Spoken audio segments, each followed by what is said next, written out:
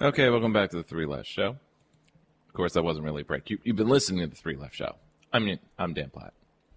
So, I'm going to talk about transportation issues. First, I'm going to revisit the last episode that I did relating to this was called Transit Angst, and I made mention of an article from Vice called Abolish the Driving Test, which at the time was a bit redundant in what it was talking about and its message.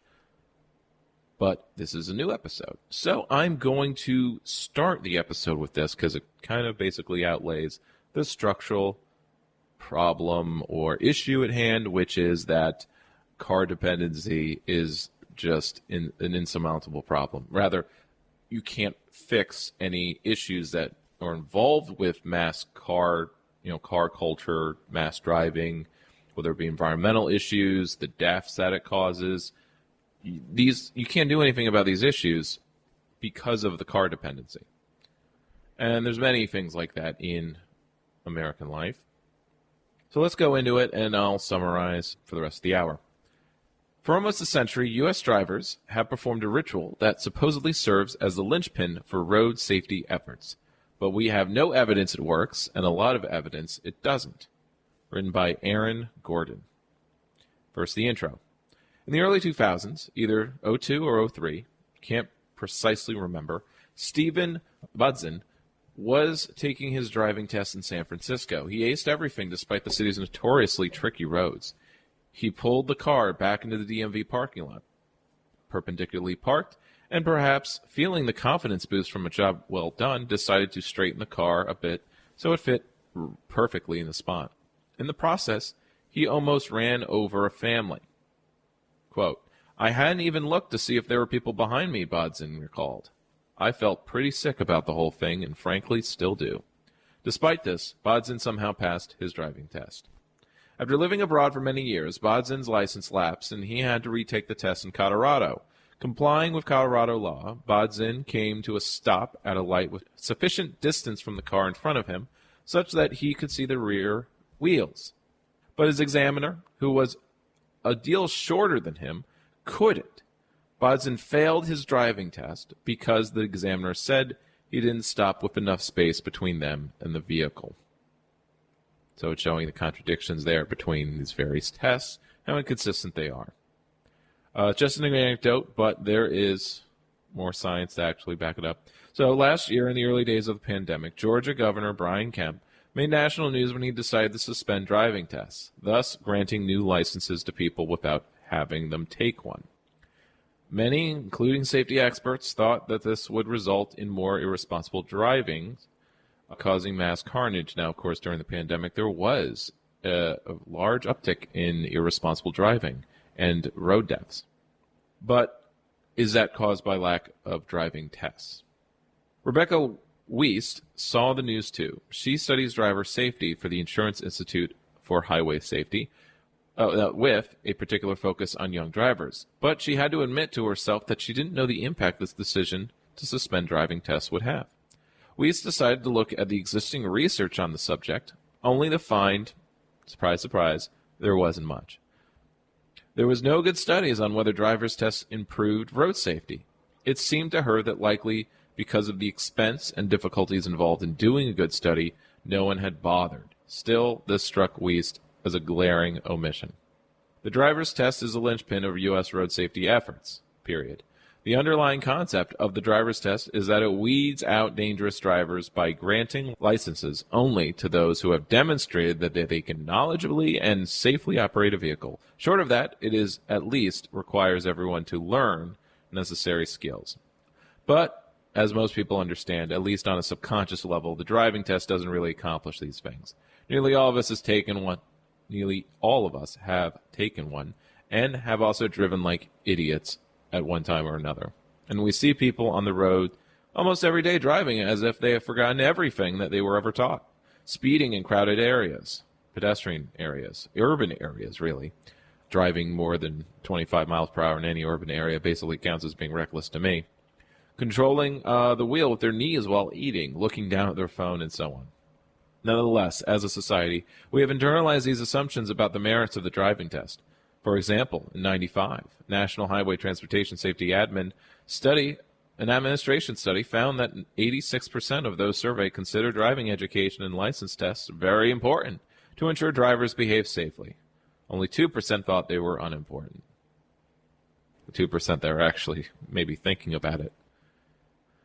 Yet, there is no evidence drivers' tests accomplish anything at all. So it goes into her investigation. Let's see. By and large, licenses are suspended. Oh, yeah. So then it goes into basically how most people get their licenses suspended, not for reckless driving, but by basically being too poor to pay fines. So they lose their license. So it's basically just keeping the poor from driving, not the reckless. So it's time to drop the pretense that driving tests and the associated bureaucracies that administer them have societal value, as in well past time to imagine a better way to grant and revoke permission to drive vehicles for the 21st century. Or as Bodson put it after recounting the test he passed despite almost running people over, and the test he failed because his examiner was shorter than him, driver's tests are a disaster. We like to believe licensing process stops dangerous driver taking to the road. If they drive badly, they don't get a license. If they don't have a license, they can't drive. But that isn't really true. In fact, the driving test is one of the lowest stakes tests you can ever take in your life, for the very simple reason that you can retake it as often as you like until you pass. California has some of the strictest rules, limiting people to 3 retakes. But even if a person fails all 3, it just means that they have to start the process and pay the fees again. Wouldn't it be great if high school worked like that? In any state, a person can also some teachers do that. Many do, actually. They can venue shop if they didn't like the first DMV they took it at. They can go to the suburbs or the exurbs or a rural area, because it's always going to be easier there. I mean, you just have more space, so you're just not going to be. You can make mistakes, and you don't even notice. Odds are a friend or family member will tip them off to a lenient DMV that is easy to pass, because some DMVs are tougher than others. And like any test that is judged by arbitrary metrics, some examiners are easier than others. So it's like there is no national standards for this, because it's basically set down by counties, which is kind of, this goes into a number of policies like transportation and other in planning, really, which will be mentioned in the housing one, that it really does need to be set at a regional level. This is where I'm a little less anarchistic or decentralization about things that obviously policy can be created in a decentralized fashion democratically, but the planning and standards and things should be made at a regional level, not county or, God forbid, even municipals. It is obvious states want you to have a driver's license by making it quick and easy to retake the test if you fail. Nearly half of states essentially have no waiting period, allowing failed testers to retake the next day or as soon as they can get another appointment. A third of states require a week's break. Only 3, which would be Oregon, Arkansas, in some cases Tennessee, make people wait a month. Nearly all driving tests are scheduled to take a half hour or less. Some, like in Texas, Ohio, Pennsylvania, North Carolina, they take 15 minutes. That same study also examined the failure rates by state. I think it also that's how long my driver's test took. It's essentially just going around the block, parking at the one end of the block. Anyway, not the block, but it's like a neighborhood with not a lot of traffic going through it. If you want to pass your driving test, take it in Ohio, which has a failure rate of just 4%. Utah, Minnesota, Connecticut, New York, and Maine have the highest failure rates, ranging from 33% to 40%. But that doesn't mean 1 out of every 3 people fail the test in these states, since one person can fail multiple times. Nothing is stopping them from taking it over and over again until they pass. So now a little bit, I think it goes forward, to the history of the driving test, going back to the 1920s, of course.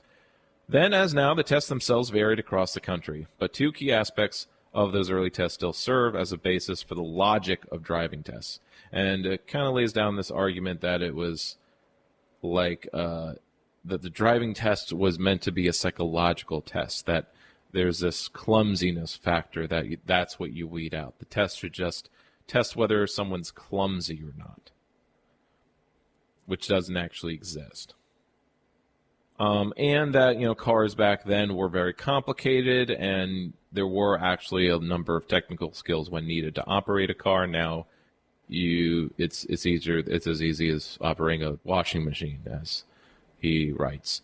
A driving test designed to prove someone is physically and technically capable of driving a car made sense in 1920 and maybe even 1940 and 60, but it makes little sense today. Or, as University of Chicago Public Health Sciences professor Akavi Bahala told Motherboard, "I'm certain I can teach my 4-year-old to drive my Prius." If that sounds unlikely, consider the hundreds of battery-powered miniature car children's toys available for purchase. Power wheels. Beyond proving people knew how to drive, the test was also designed to weed out dangerous drivers, a purpose we still ascribe to it. So basically saying, like, all of these biases and the driving test itself was established a whole century ago, likely, like a lot of things in the interwar period, under very scrupulous circumstances and standards. This was when a majority of Americans believed in eugenics in some form. But as humans so often do when a reason they believe in something is disproven, people simply invent a new reason to believe it. Instead of weeding out accident-prone drivers, driving tests became a method of evaluating whether a driver had been sufficiently trained, something that could be improved and refined with instruction. While this may sound like a subtle shift, it meant the driving test was no longer a means to keep people from ever being licensed due to their personality type, but merely a way to delay it until they had their instincts corrected. An illustrative example of this transition comes from a 1941 article that it goes into, which I didn't find very useful for his argument, because it's just it's an example. And because it went into basically the it relies on the quality of the instructor. Good instructor will mean better drivers. But if you've taken the AAA 4-hour that's required before you get a license, it's pretty basic. Even though driver education is different from the driver's license test itself, it's still worth exploring what we have learned about driver education over the decades, and not just because it has been studied more than the test itself. So then it goes into kind of an actual study that's been done, basically reviewing that, we had, let's see if I can summarize it.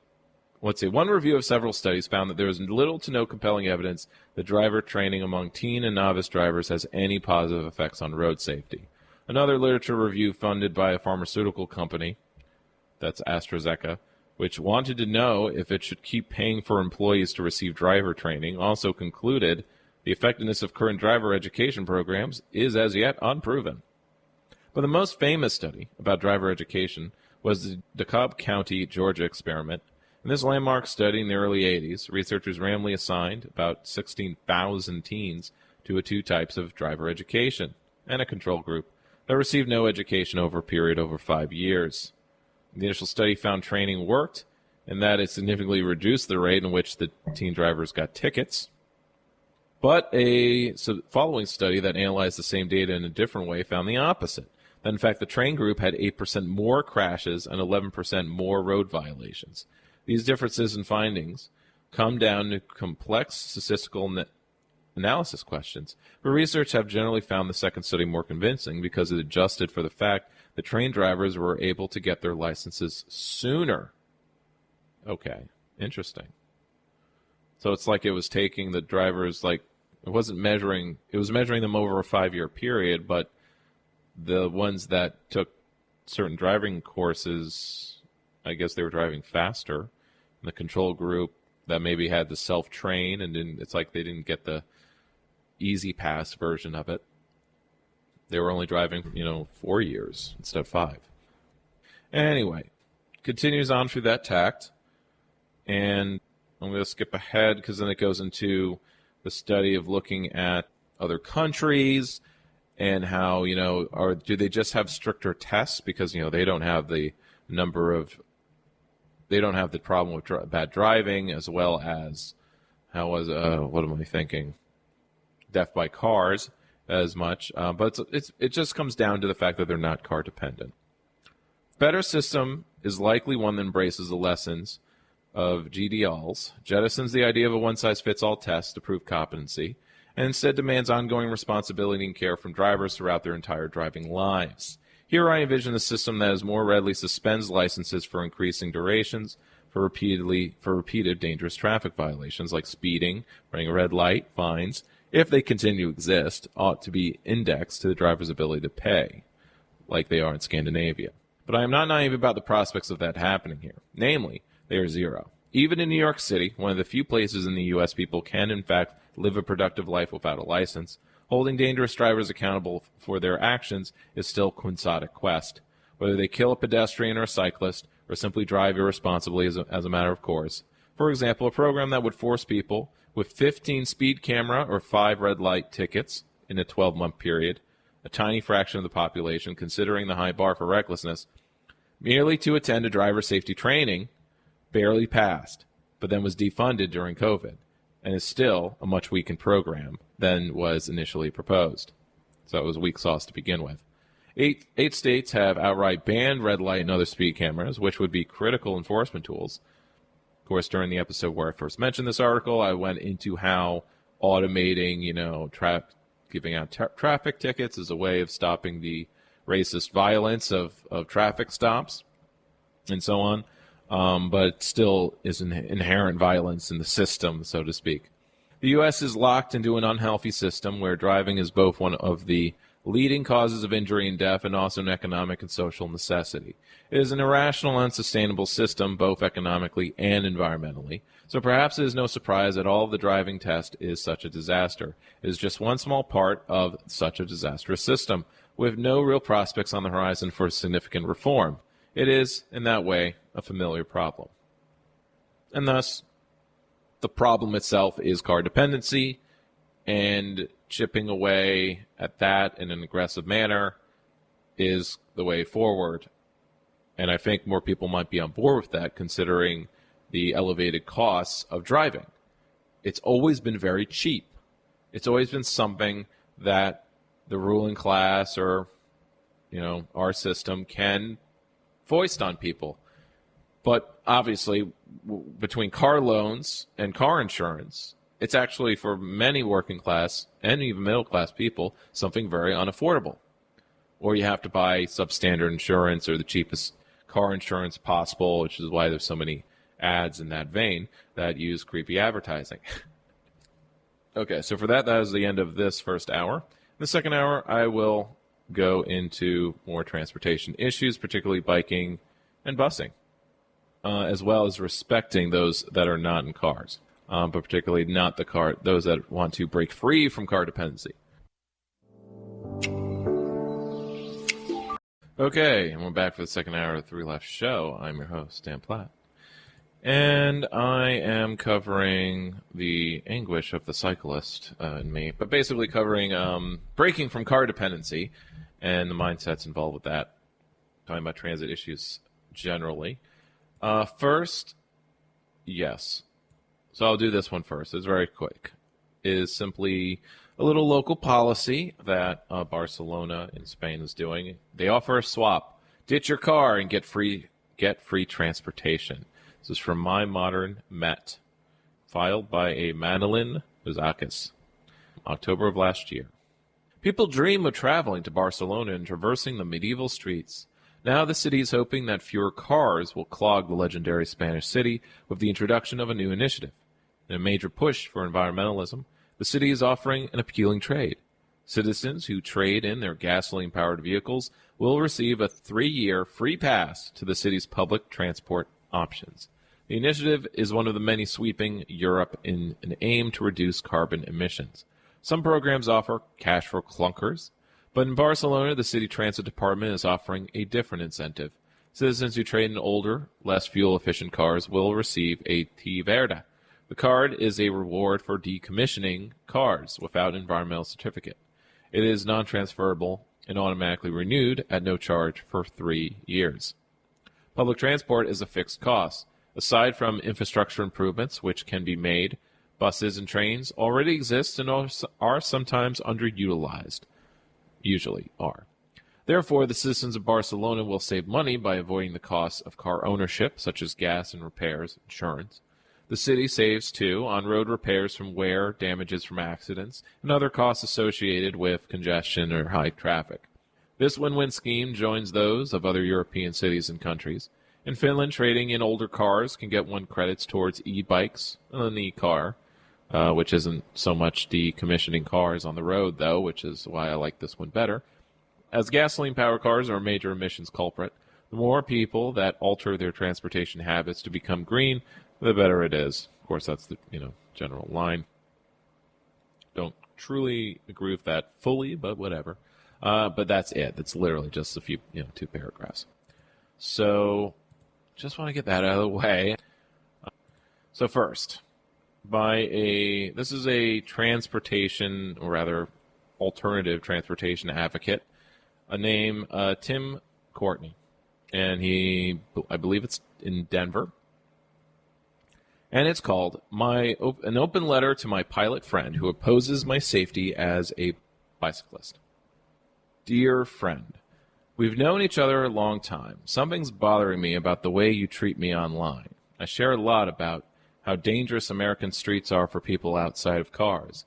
It's not simply a part of my identity. It's my life. I bike and walk for transportation, and the streets could one day kill me. Your comments aren't helping. I share about systemic issues and individual behavior.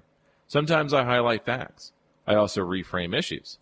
Other times, I rant about the danger cars pose because I was almost killed by a negligent driver.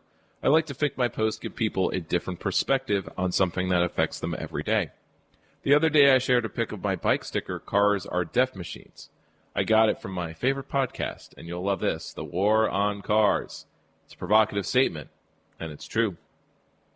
I should probably check that podcast out. You were quick to comment, and I was quick to delete. It was a not today, Satan kind of day on my post on my rules. I wish I had screenshotted it, though, and it read something like this. Funny how I've never seen someone who commutes by car show up to work with a broken collarbone. Which reminds me of a little political cartoon also, which is protect your kids. It's like protect your kids with this SUV.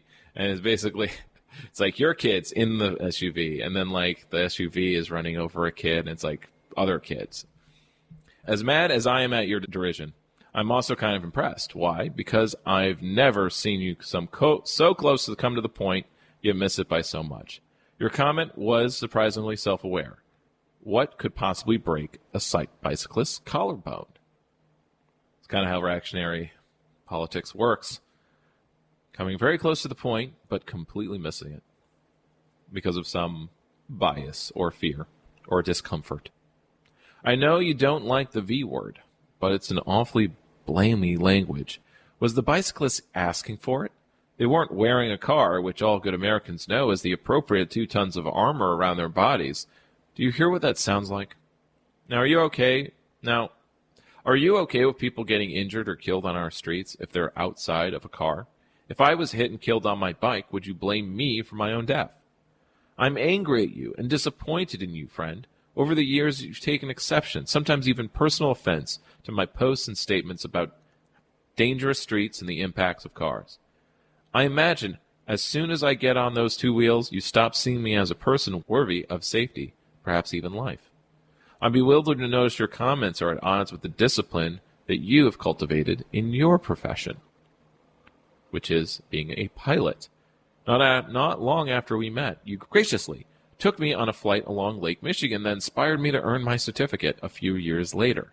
It was a personal highlight to fly the single-engine Cherokee 800 nautical miles back to Chicago and take you up on a similar flight. During my training, I learned all about aviation safety culture. The industry takes a systemic approach to accident prevention. I learned that checklists, procedures, regulations, and even aircraft and cockpits were designed around preventing crashes. The industry has learned from thousands of tragic deaths over a century of flight. Countless people have investigated root causes, designed safer systems, and trained for safety. In aviation, you know that any accident is everyone's accident.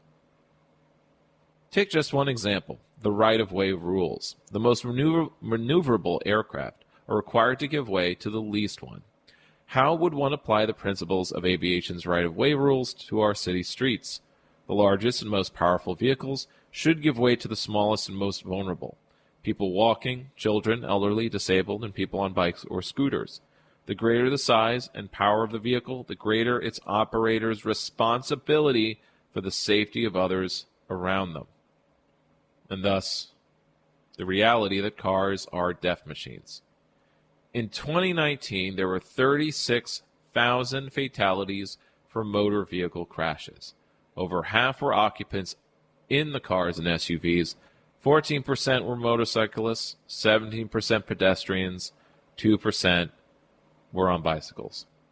Taking those last two figures, 1 in 5 people killed by motor vehicles weren't even in one. Motor vehicle transportation is 750 times more dangerous per passenger mile than commercial aviation. 750 times. Why would we accept that? How much safer do you think our streets could be if we applied a disciplined, scientific, and systemic approach like we do to aviation safety? Until we get there, consider that it might be better to get upset at the problem than the person calling it out. It's time to constrain the carnage they're capable of through road design, vehicle design, and other systemic approaches. The NTSB is coming around. The new chairman is calling for a safe system approach. It's a start. This recent article summarizes the reasons car violence is such an intractable feature of American life. I'm just going to click to see what article this refers to. It is America's Car Crash Epidemic. Driving kills as many Americans each year as guns. Experts say it's preventable.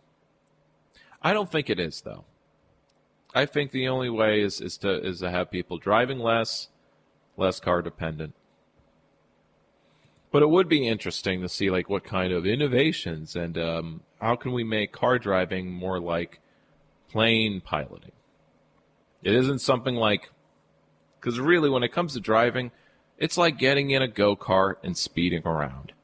It's or like the kids in the Power Wheels toy cars mentioned before in the last hour. That's how I see people drive around, really. Even supposedly safe, good drivers. I mean, it's this this thought that when you do enough of something, you do it on autopilot. You're not it's I've seen it referred that safe driving is actually when you don't have to think about what you're doing, that you're just doing it automatically, which scares the bejesus out of me. Because when I'm driving, I wouldn't say hypersensitive, but it's an anxious experience for me because I'm in flight mode or fight or flight mode the whole time, trying an attempt to pay attention to everything or as much as possible so I don't miss something and die or kill someone. Let's see. But instead, you took yet another swipe at me that day because I bike and because I'm outspoken about protecting people on bikes. Why oppose your friend's safety? It's probably not about me. It's about you. Maybe you don't want to see someone cheating in traffic, getting from A to B faster than you for the cost of a single car payment, exercising in the process. Perhaps deep down you wish you could ride too, but you're too afraid of a car hitting you. I don't blame you, but I do ask for respect. There are many reasons people don't ride. Some people can't. Some people need to go long distances, and cars are scary when you're not in one. I respect anyone who chooses not to ride as long as they don't oppose the safety of people who do. We all weigh different safety factors when it comes to transport. I ride also knowing the health benefits of physical activity outweigh the safety risks somewhere between 9 and 96 to 1. Still, I'd rather die changing how we get around than live preserving the status quo. Now that's a radical call for me, to say that, I'd rather die changing things than live preserving the status quo. Truly, words to live by. I understand not everyone is willing to make that wager, and all I ask of them is not to resist a fundamental rebalancing of the transportation mix that saves lives and benefits everyone in the long run. I ground my stand in our inalienable rights to life, liberty, and the pursuit of happiness outlined in the Declaration of Independence. These rights apply no matter whether someone is walking, riding a bicycle, on the bus, or in a motor vehicle. The current way our streets are designed works against that right. To work towards ensuring these rights for all means naming and framing the killer, motor vehicles, and the street design that enables their carnage. Try not to take it personally. I'm not calling you out. I'm calling a system out. I don't need your approval. What I demand is you respect my humanity and my right to live, no matter what mode of transportation I choose. Here's how you can be a friend. Value my life in your words and in your actions behind the wheel. Open yourself to the notion that the same factors that drive systemic safety in aviation drive systemic danger on our streets. Your friend, Tim. So Tim Courtney is a guy on a bike in Oakland, California. He campaigns against dangerous streets and car violence so people can get around safely on 2 feet or 2 wheels. You can follow him on Twitter. And he has a Safe 8th Street campaign, which is probably some kind of road diet. Now, on the subject of road diets and what it really means to...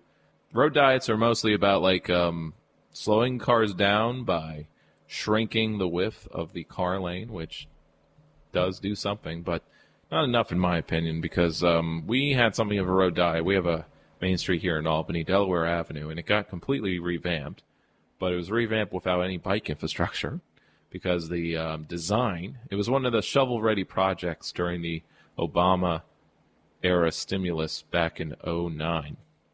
And shovel-ready because it was already designed. It was designed in the aughts, meaning it didn't have bike lanes in it.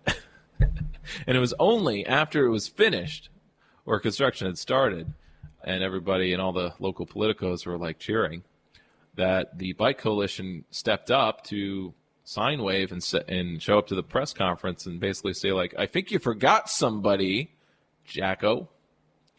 And to this day, it's a nicer street, and it's held up as far as it hasn't cracked and broken like all the repavings around town that have already been cracked up by both ice and massive car driving.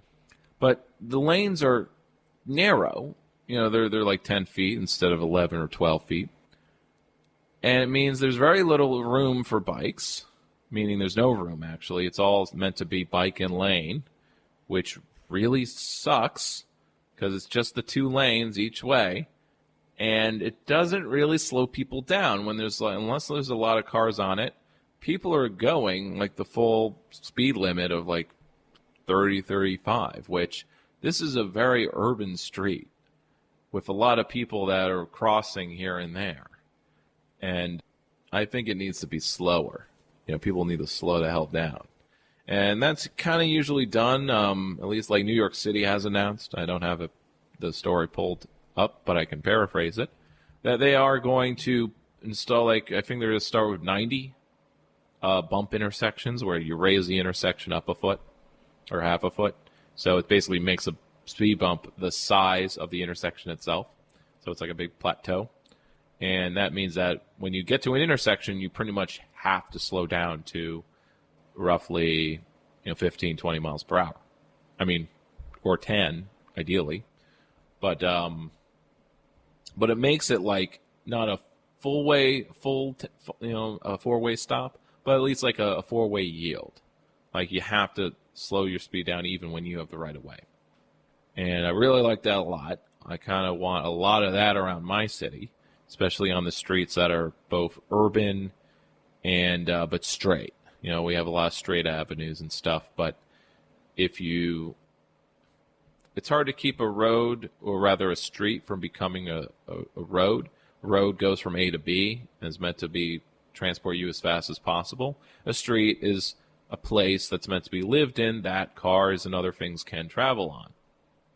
But so many of our avenues and streets, quote-unquote streets in many American cities, are actually stroads. They have the worst aspects of both, or rather they combine the best of both, which destroys the function of either.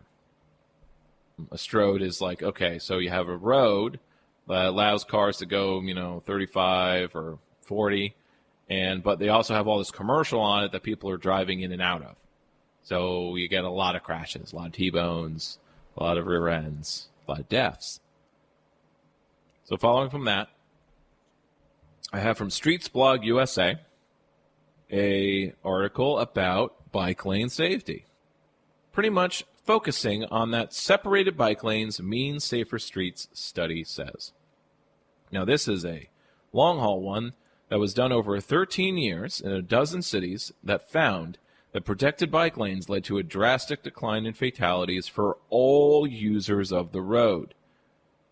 Written by an Aaron Short, May of 2019. I've been sitting on some of these articles for quite a while.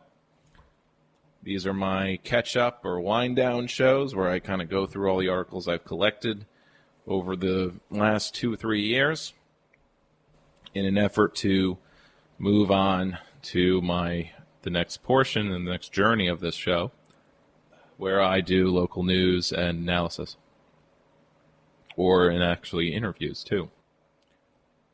Cities that build protected lanes for cyclists end up with safer roads for people on bikes and people in cars and on foot, a new study of 12 large metro areas revealed Wednesday. Researchers at the University of Colorado, Denver, and University of New Mexico discovered cities with protected and separated bike lanes had 44% fewer deaths than the average city. Not quite Vision Zero. I'm pretty sure Vision Zero is a complete boondoggle until we solve the issue of car dependency.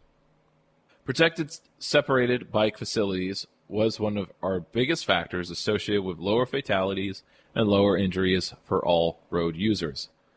Study co-author Wesley Marshall, Colorado Denver engineering professor, told Streets Blog, "If you're going out of your way to make your city safe for a broader range of cyclists, we're finding it ends up being a safer city for everyone." Marshall and his team of researchers analyzed 17,000 fatalities and 77,000 severe injuries in cities including Denver, Portland, Dallas, Seattle, San Fran, Kansas City, and Chicago between 2000 and 2012. All had experienced an increase in cycling as they built more infrastructure. Now, update, all those cities also have varying rates of gentrification, which needed to be factored into the results, specifically because of the, quote, the safety disparities associated with it. Researchers said safety improvements in largely gentrified areas suggest equity issues and the need for further research. Now, researchers assume that having more cyclists on the street was spurring drivers to slow down, a relic of a 2017 study that found that cities with high cycling rates had fewer traffic crashes, but it turned out that wasn't the case. Instead, researchers found that bike infrastructure, particularly physical barriers that separate bikes from speeding cars, as opposed to shared or painted lanes, significantly lowered fatalities in cities that installed them. But I want to put in context here for myself and my city of Albany that we have yet to have any separated bike lane. It's all been either painted lanes, which are the fewest, and sharrows for every other major street, with I think the exception of Central, which has nothing. You're just not meant to cycle on that thing, and I never do. I avoid it at all costs. Not only because of it being a strode with a lot of car traffic, people who want to get down as fast as possible. I consider it the highway in our city, and it needs fundamental reform of a type to make it so that people are not using that or other roads, county routes, basically, to just move through Albany. I've covered in previous episodes the Ghent plan and how I think we should subdivide our avenues or neighborhoods into kind of areas so that you basically can't drive through Albany. You're either driving to a specific neighborhood in Albany or not at all. You're using the ring road to get to various places in Albany, nothing else. Keep it on the ring because nobody's walking there. After analyzing traffic crash data for a 13-year period in areas with separated bike lanes on city streets, Researchers estimated that having a protected bike facility in a city would result in 44% fewer deaths and 50% fewer serious injuries than the average city. In Portland, where the population of bike commuters increased from 1.2 to 7% between 1990 and 2015, fatality rates fell 75% in the same period. Fatal crash rates dropped 60% in Seattle, about 50% in San Fran, 40% in Denver, 38% in Chicago over the same period, as cities added more protected and separated lanes as part of their Vision Zero plans. Bike facilities end up slowing cars down even when a driver hits another driver. It's less likely to be a fatality because it's happening at a slower speed. Perhaps even more important, researchers found that painted bike lanes provided... Okay, and here's the important thing that I need to scream at my local policymakers. More importantly, researchers found that painted bike lanes provided no improvement on road safety. And their review earlier this year of shared roadways, where bike symbols are painted in the middle of a lane, revealed that it was actually safer to have no bike markings at all. We found that it's worse than nothing. You're better off doing nothing, Marshall says. It gives people a false sense of security that's a bike lane. It's just a sign telling cyclists that, that they might be there. Not all protected bike lanes provide the same level of security for cyclists and drivers, though. In Denver, for instance, some protected lanes have plastic bollards, like big traffic cones, that are interspersed along the roadway, allowing cars and trucks to park in the bike path and forcing cyclists to swerve into the street. When you have them designed like that, even if it's a protected lane, that might create a more dangerous situation because cyclists are merging in and out of the road versus places with foot-wide concrete planters, Marshall added. New York was not included in this longitudinal study because the high number of cyclists and lanes would have overwhelmed their models, but will be a focus of a future study. Marshall said, New York's Department of Transportation consistently touts how its protected bike lanes improve safety for all road users, but often denies neighborhoods the full protection of such infrastructure when some car owners complain of lost parking. Sometimes it's not always safety first. Ain't that America? This is America. So I have a full half an hour left. So basically my streaming folder are all like architecture related because I had an idea last year to kind of just do streams where I just kind of cover architecture for educational purposes and fun. But I think that was before fall, and then I started working full time, so that just got thrown out the window. Okay, let's just do these two and see where we go from there. This is going to bleed into the urbanism section. These are things that just wouldn't fit, and so on. So this is from Dominus, or Damos, which is it's an architecture magazine, but it covers urban issues. Now this is, usually I like covering succeeding or new novel policies, but here's one where it didn't work out. So going in Paris, and again, all of these, the next two stories are Europe focused, but hey, look, I just talked about how crap American culture is with car dependency and such, but things that can and must happen here in America, small reforms. So anyway, in Paris, the vegetation permit didn't work out. So the council, led by Anne Hidalgo, is revoking the authorization that allowed Parisians to garden the flower beds surrounding the French capital's trees. So think in your city or your urban block, there's a tree, there is a plot of soil around it, roughly maybe a few feet in diameter. Now, a good city will probably have landscaping around these trees that's maintained by the city's General Services Department, DGS as we have, Department of General Services. In New York, we have Office of General Services that does that covers all of that. This would give And I've probably covered here and there the kind of guerrilla gardening where if you have a meridian of dirt that's just lawn, or if worse, just dirt, and there's not even grass, people kind of just plant stuff there, and they fill it themselves. And this was a Parisian policy to kind of institutionalize that, which is sort of the way you kind of want things to go in that direction, to officialize it, to make it so that the worst thing that could possibly happen is you have guerrilla gardens and guerrilla landscaping, meaning people just do it without permission, without a permit. And because of that, the city actually destroys what people make. Sort of like treating any kind of public art as like graffiti, even when it's obviously not graffiti. But obviously graffiti is also a form of public art when it's nice, of high quality. So anyway, to the story. Published February of this year, so it's recent. Authored by a Julia Zappa. The utopia of the citizen gardener collides with reality. In Paris, the famous and equally controversial Permit de Végétisation has been withdrawn. Since 2015, this permit had allowed applicants to foster and cultivate the patches of land surrounding street trees. The Do-It-Yourself Urban Green Initiative was part of a broader policy of adapting the urban fabric to the effects of global warming. More specifically, the enlargement of the Pied d'Abeille, and their transformation into flower beds for cultivation into a corollary to encouraging the progressive demineralization of public land.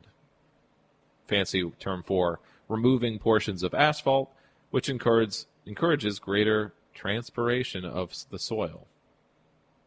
Basically, depaving, so there's more in nature. Why don't they just say that? They could say that. Which counteracts heat islands and in periods of intense heat. On top of that, a hope for fulfillment was expected to arise from the multiplication of green areas and the collective and participatory management of urban territory, which is something that community and sort of pseudo-anarchistic people really harp about, that it can be done horizontally, that the management and the maintenance of society can be done in a decentralized manner, just allow people access and permission to do things, and they will. That's the principle anyway. But this version of it has been revoked. The decision comes in the face of a long controversy from the opposition, also fueled by electoral speculation, given that France will be voting in 2 months for the presidential elections, and the mayor of Paris is also the candidate of the Socialist Party. However, by the way, in France, the Socialist Party is actually like the Democrats. They're actually the neoliberal party, which is just bonkers, right? But such is Eurocommunism, as it's called, where left-wing parties basically became the liberal party. However, political controversy is not the only factor that has influenced the choice. Anarchic and not subject to any constraints, this form of bottom-up gardening has found its limits in a certain amateurish effect and in the poor continuity of the green thumbs of Parisians, too inclined to abandon their flower beds after the initial rush. You can get some buy-in, but do you get commitment? And this is where, well, if people are going to do socially valuable labor like garden beds, maybe they should be paid for it. That would be what I feel is, or assume is missing here.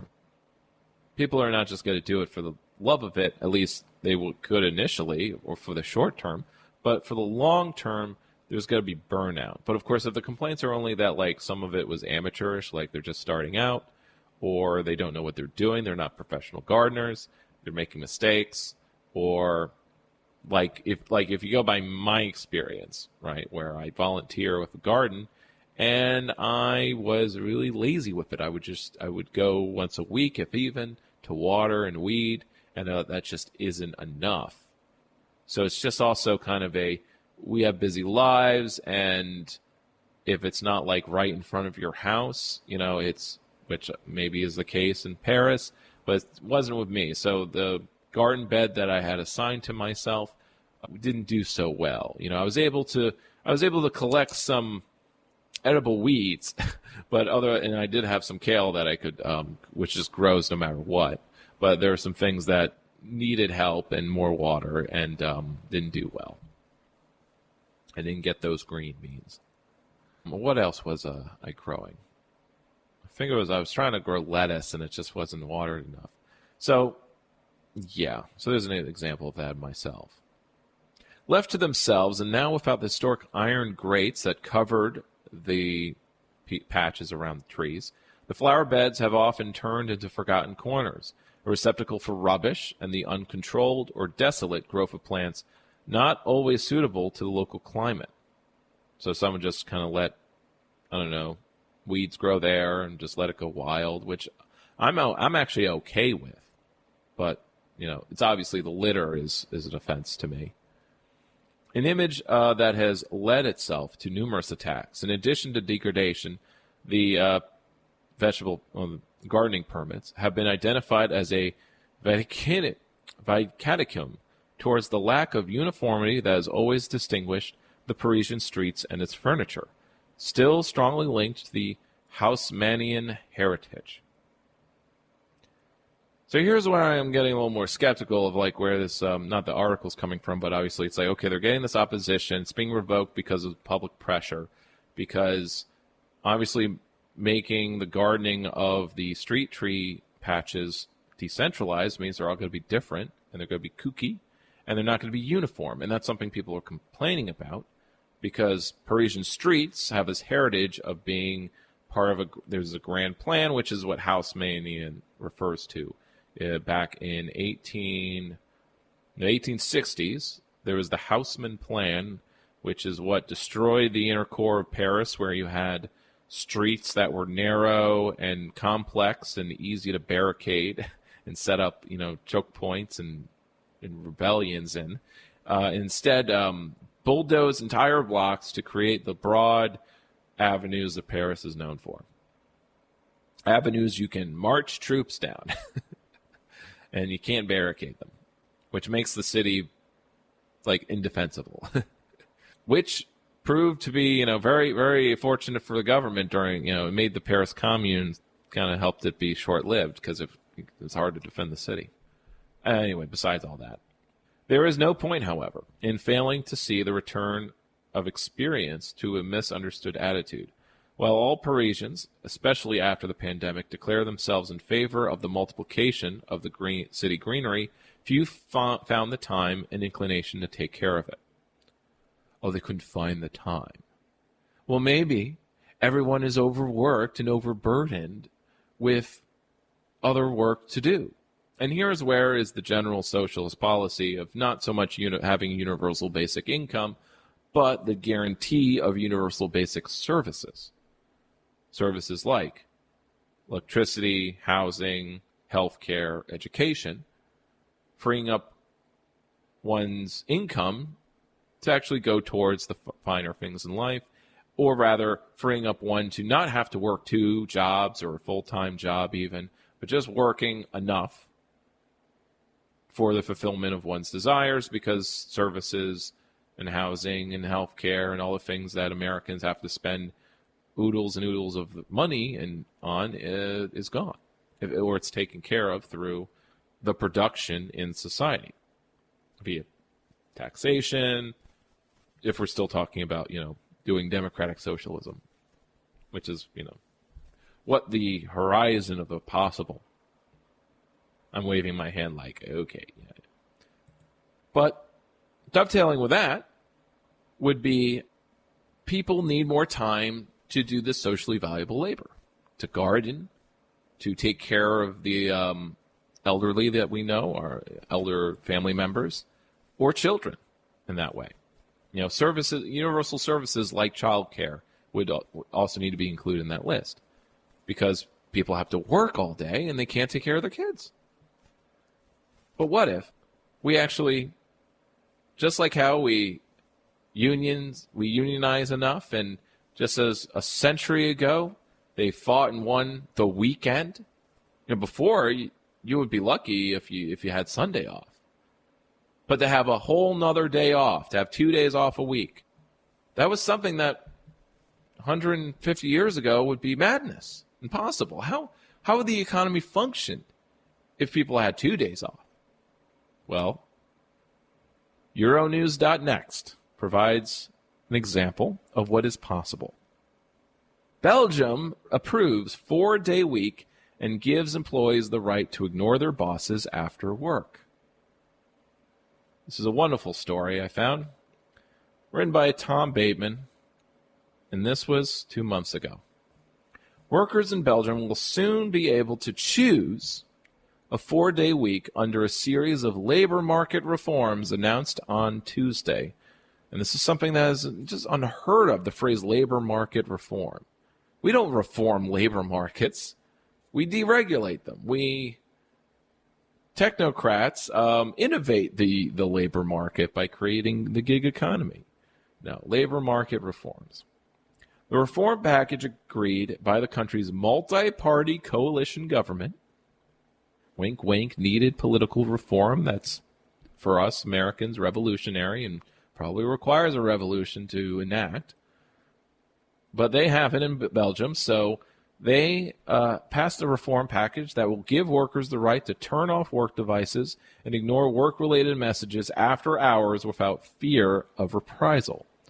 Something many people in America have a problem with their jobs, which would is and ought to be considered unpaid labor or unpaid overtime. We have experienced 2 difficult years. With this arrangement, we set a beacon for an economy that is more innovative, sustainable, and digital. The aim is to be able to make people and businesses stronger. This was the Belgian Prime Minister, Alexander De Croo, who told a press conference announcing the reform package. Workers in the gig economy will also receive stronger legal protections under the new rules, while full-time employees will be able to work flexible schedules on demand. Putting the reforms into law could take months. However, as the draft legislation must pass multiple readings by federal lawmakers before being enacted. This addresses the needs of a work-life balance. A significant portion of Belgium's new labor reforms impact the work-life balance of employees in both the public and private sectors. The draft reform package agreed by the country's federal government will grant employees the ability to request a 4-day week. Request. Well, does that mean they'll actually get it? Will the employers drag their feet? Hey, at least it creates opportunities for such conflict. This has to be done at the request of the employee, with the employer giving solid reasons for any refusal. Belgian Labor Minister Pierre-Yves Demarge told the press conference. A government spokesperson confirmed to Euronews.next that employees would be able to ask to work 4 days a week for a period of 6 months. After that, they could choose to continue the arrangement or return to 5 days with no negative consequences. The period of 6 months was chosen so that an employee would not be stuck for too long in case of a wrong choice.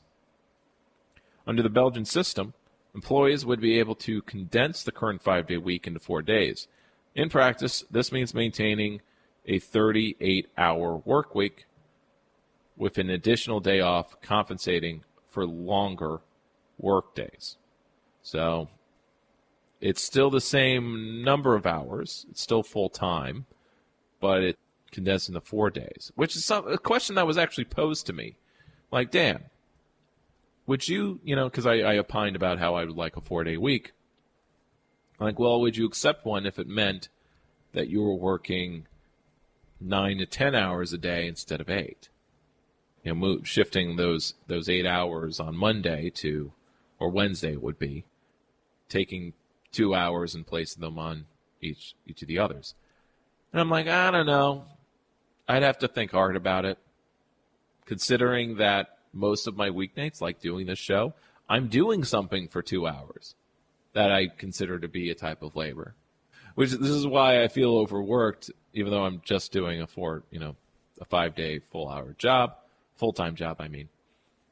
But it's like I'm working more than that because I do all these projects. It's socially valuable labor versus my job, which I also consider socially valuable labor. But it's more in the bureaucratic mode instead of the direct action cool stuff. So workers will be able to request viable work schedules. The minimum notice period for shifts is also changing. with companies now required to provide schedules at least 7 days in advance. You're lucky if you have a job that does that. This would benefit those who wish to spend more time with their children, the Prime Minister said in a statement, or the Labor Minister, adding that the proposals would be especially helpful for divorced or separated parents who share custody of their children.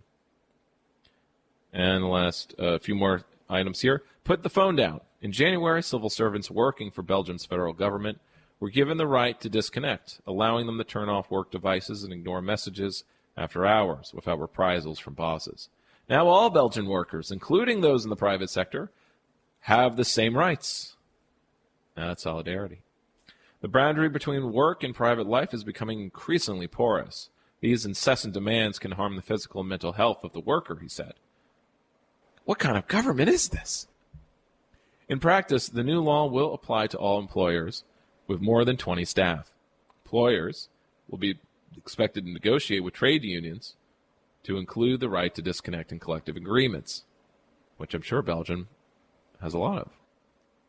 Platform work regulated. Last section.